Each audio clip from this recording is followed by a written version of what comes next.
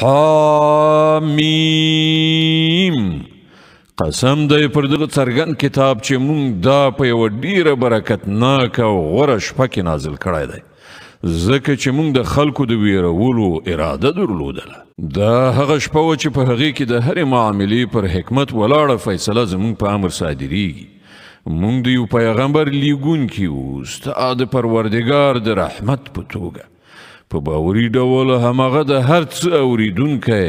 او په هر څه پوهیدونکی دی د اسمانونو او ځمکې پروردګار او د هر هغه شي پروردګار چې د اسمان او ځمکې په منځ کې دی که تاسې په رښتیا باور کوونکي یئ له هغه پرته هیڅ معبود نشته همغه ژوند ورکوي او همغه مرګ ورکوي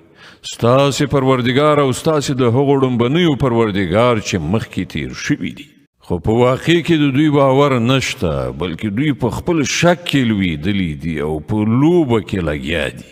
ښه نو انتظار وکړه د هغې ورځې چې د اسمان غاړې ته یو څرګند لوګی ښکاره شي او هغه پر خلکو باندې خپور شي دغه د دردناکه سزا